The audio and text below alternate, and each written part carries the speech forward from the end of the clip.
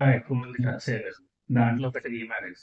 'సప్తపదిలో' గాని, ఇందులో గాని, 'స్వాతంత్ర్యంలో' గాని రీమ్యారేజ్ అంటే కొంచెం అదో రకంగా చూసే మనుషులకి. సినిమా చూపిస్తే రియలైజ్ అవుతారు. ఒక అబ్బాయి నుంచి ఎంత ఇంపార్టెంట్ అని చూపిస్తారు. ఇంట్లో మనుషులు లేకపోతే బంధువులు అట్లా చనిపోయినప్పుడు ఆ లాస్ వల్ల వచ్చే డిప్రెషన్‌ని ఈ సినిమాలో కాకుండా ఇంకే సినిమాలో ఇంత మంచిగా చూపించారు. వాడు ఎందుకు అలా చేస్తున్నాడు బాలు? మామూలుగా ఉండొచ్చు కదా! లేకపోతే పర్సూ చేయొచ్చు కదా అనుకుంటారు. అది ఫేస్ చేస్తే గాని ఎవరికీ తెలీదు. No communication of love.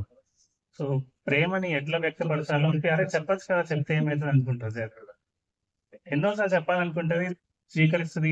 తనకి ఎలాగోలా చెప్తది. కానీ అబ్బాయిలకి డైరెక్ట్‌గా కమ్యూనికేట్ చేస్తే గాని అర్థం కాదు. అప్పుడు కూడా అర్థం కాదు.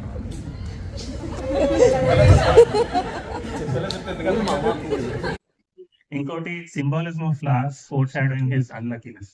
అట్లానే తను ఫ్లవర్ ఇచ్చినప్పుడు గూడా తనకి చిరుచెంకి ఎర్ర రోజాలు చూసుకుంటది. బొకే ఏమో యెల్లో ఫ్లవర్స్ ఉంటాయి. తన చేతికొచ్చింది మాత్రం ఎర్రదుంటది.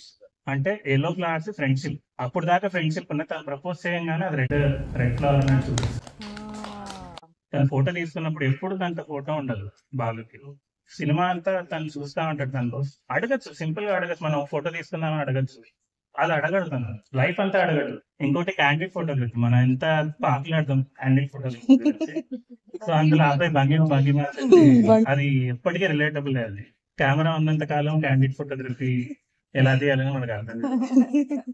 Alcoholism and love. 'దేవదాస్' మాత్రమే కాదు. ఇది కూడా ఆల్కహాలిజం అండ్ లవ్ చూపిస్తది. ఇట్లాంటి ట్రోప్‌ని తీసుకోండి. ఇప్పుడు ముగ్గురు, నలుగురు రైటర్స్ అండ్ డైరెక్టర్స్ ఉన్నారు. సో, మంచి మంచి స్టోరీలు రాయొచ్చు మీరు. 'Jayaprada' she looks like a painting in Mounavela movie. 'టైటానిక్‌లో' 8 మినిట్స్ చూసి అందరూ ఇదైతా ఉంటారు. ఎంత బాగుంది అది ఇది అని.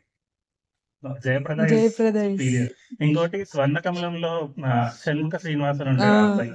వాడు కిటికీలో చూసి డాన్స్ వాడు పక్కన ఆడుతా ఉంటాడు. నాకెందుకో బాలు ఒకవేళ చిన్నప్పుడు తనకు ఆ ఛాన్స్ ఉండుంటే అట్లానే చేసేవాడేమో. ఎవరు మాట్లాడుకోనిది ఏంటంటే రసికులు లేకపోతే ఏ కళ ఉండదు. సో, రసికులందరికీ ఎందుకు రసికులు అవ్వాలనేది 'విశ్వనాథ్' సినిమా చూస్తేనే తెలుస్తది.